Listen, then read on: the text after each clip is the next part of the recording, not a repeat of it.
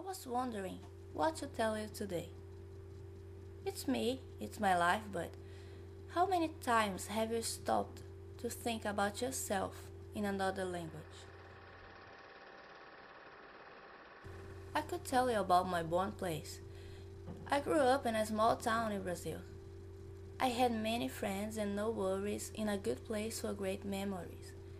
I was born in a little town called João Dourado, located in the state of Bahia, northeast of Brazil. By the way, this is the name of my great-great-great-grandfather who founded the town. João Dourado is my root, my safe harbor, where I can hide under my parents' wings. There I can meet my old friends again, go to my home church, and rest from the rest of the world. I was born on June the 5th, 1987. The first baby in the family, the first grandchild. I was born and I grew up surrounded by love. I have an amazing family. I had a really happy childhood with Christmas, New Year's, birthdays, and holidays. In my city there is no beach or big places to go, but I didn't need that. I had my backyard. There was a world in there. Rainforests, castles with beautiful princesses, highways crossing the country, and big trees where I could build houses for me and for my friends to play in. I travel all the time, all around. I think that's why this is one of the things I love to do the most. I visited a lot of places because I have family all over the country.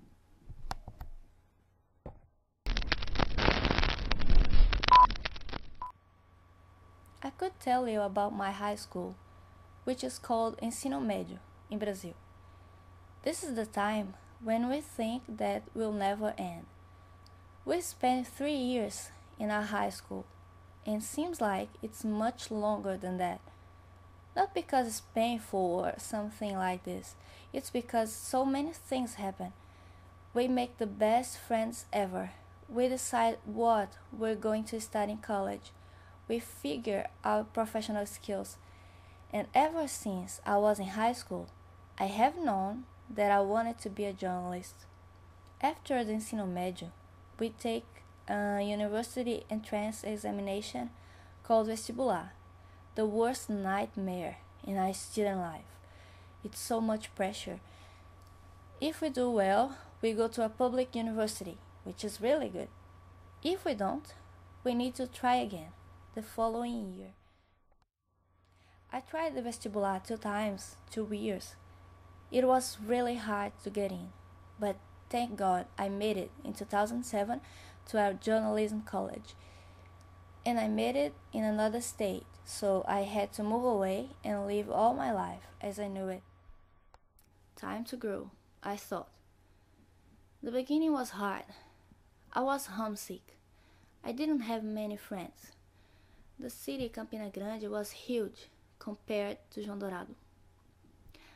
I rented an apartment and I lived with roommates. It was a tiny apartment, but I always like to say my apartment. Sounds like independence. However, I didn't have a job and no time for having one, because my classmates and I were always engaged in college work, which is called estágio, internship. It's supposed to boost our resume. Time passed. I got adapted.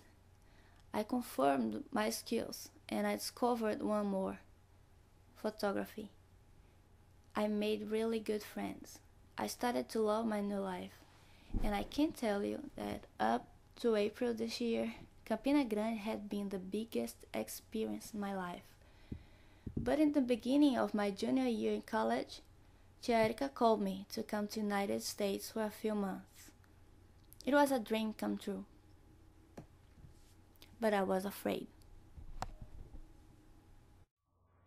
United States, September 11, Michael Phelps, Michael Jackson, New York, the flag, the White House, Barack Obama, the Liberty Statue, the snow, Abraham Lincoln, football, The Simpsons, Friends, Lost, George Bush, War, U.S. Army, Dollar, Hollywood, Brad Pitt, consumerism, North and South, Caucasian, Afro-American, Indian, Latino, Iraq, bestsellers, The Great Canyon, McDonald's, security, Washington, D.C., Cuba, Thanksgiving, The Eagle, July the 4th, Alicia Keys, capitalism, the American communication system, English, Georgia, Athens. I think I know pretty much about you. What do you know about me? I had a lot of fears and concepts about you, America, but I wanted to know you so hard. For a long time, since I was very little, I've heard about your schools, fast foods, your flag, always waving, your presidents, about your people. Actually, sometimes what I've been heard about you wasn't that good. Some people told me that you wouldn't like me just because I'm not North American.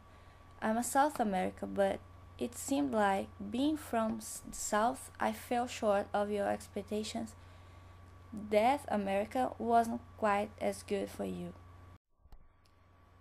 I was scared, but I knew that learning English would be good for me and for my career, so I accepted the challenge.